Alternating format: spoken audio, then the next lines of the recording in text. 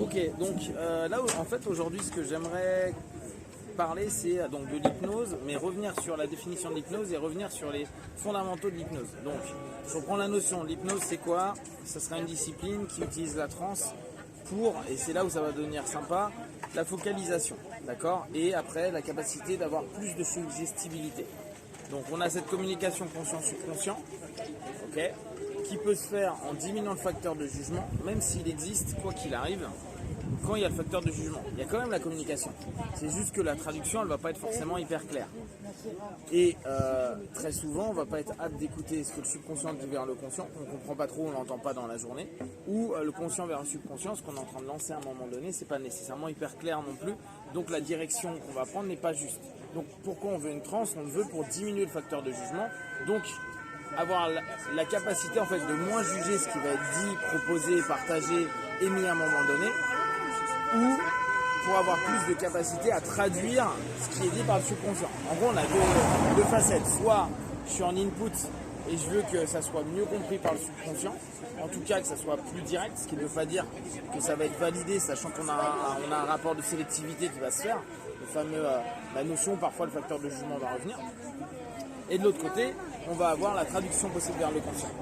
Dans ça, il y a un truc qui est intéressant, c'est que je reprenais la notion de facteur critique de Keynes, et que Hellman utilisait aussi, et je me dis facteur de jugement et facteur critique.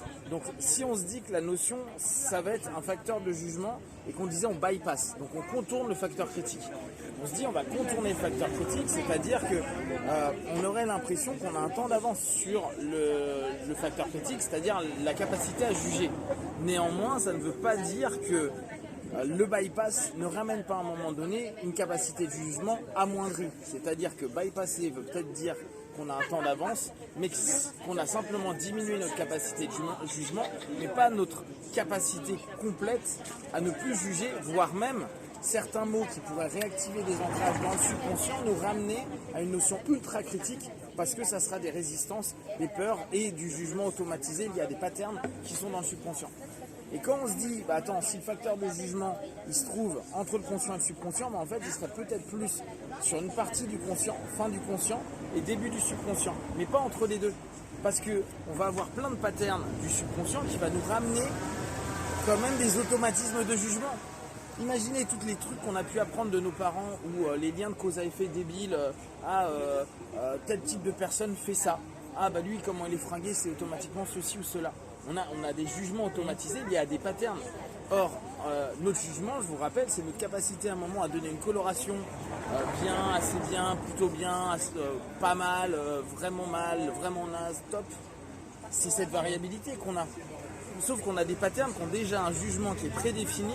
Et ça, s'ils sont dans la mémoire à long terme, ils sont déjà présents. Donc quand on fait un contournement du facteur critique, qu'est-ce qu'on est en train de faire à ce moment-là? On est en train, à ce moment, juste officiellement d'avoir un temps sur le facteur de jugement, mais qui peut ramener un autre jugement qui vient du subconscient. Il y a des patterns. D'où le fait que le contournement ne veut pas dire qu'on met le facteur de jugement off et la critique off, mais simplement sur une notion où son mouvement va être différent. Et si on se dit qu'il y a une partie qui est dans le conscient et une autre dans le subconscient, bah, va y avoir toujours cette espèce d'intégration qui sera là, et l'influence et du conscient et du subconscient sur le facteur de jugement. C'est ce que je me disais l'autre fois, de me dire, notamment quand tu travailles en thérapie ou que tu vois sur des choses, tu te dis, est-ce que je fasse ça ou que je sois comme ça, en fait tu le juges mal par rapport à toi, souvent quand tu fais un travail sur toi. Tu as ce truc de dire, putain, je devrais pas, il faut pas, etc. Ça, c'est les patterns, alors, ouais, ça, les il faut pas, je dois pas, etc. C'est un pattern dissonant de conclusion du jugement qui est dans ton subconscient, mais qui n'est pas lié au rapport. Alors on revient, la transe est un rapport de communication entre le conscient et le subconscient, ce qui ne veut pas dire qu'on enlève les conclusions que le subconscient a mis en place. Donc les notions de jugement qu'on a validées, mémoire à long terme, et qui sont ancrées dans des patterns de répétition, c'est-à-dire des modèles préétablis pour minimiser l'énergie qu'on va dépenser d'un point de vue intellectuel ou même émotionnel, effectivement, c'est pas parce qu'on fait un contournement du facteur critique que la personne n'a plus l'ensemble de son passé et l'ensemble de ses conclusions préétablies.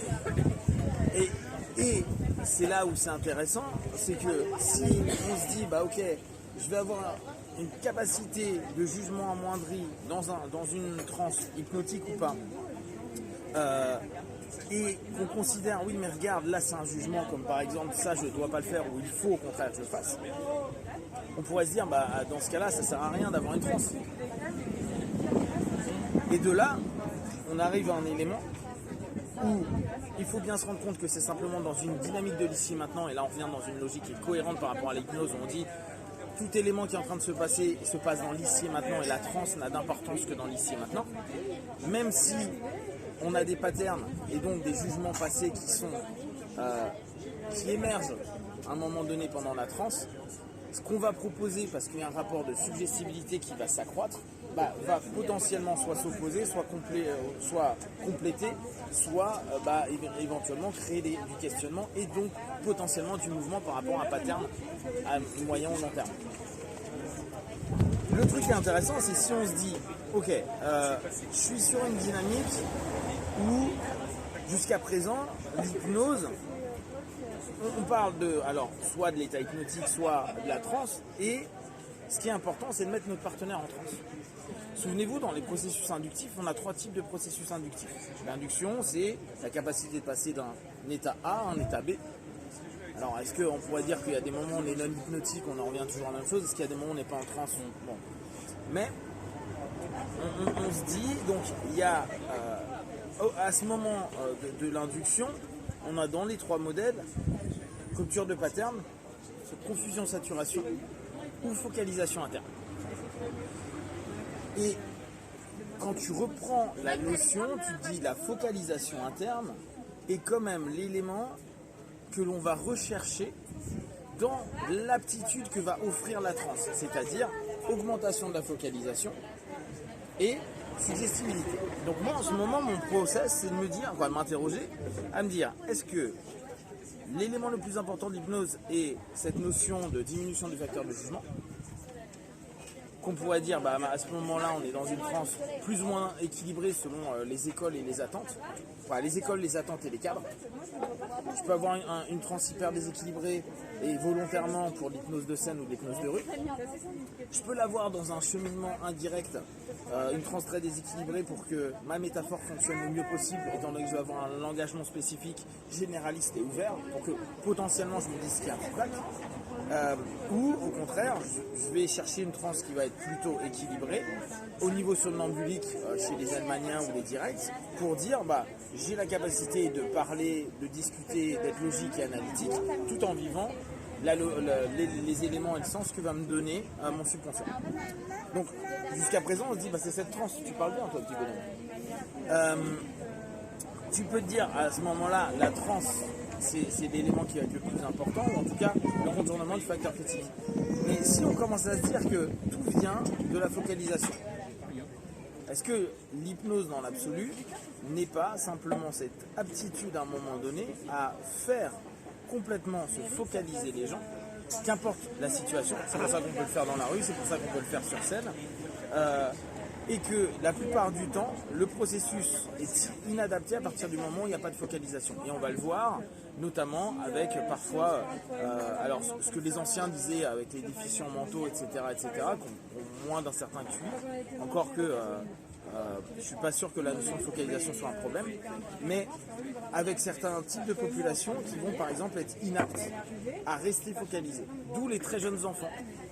La difficulté d'emmener en transe, d'exploiter, parce que la transe elle y est déjà, mais d'exploiter une transe de manière viable, c'est ça qui nous intéresse.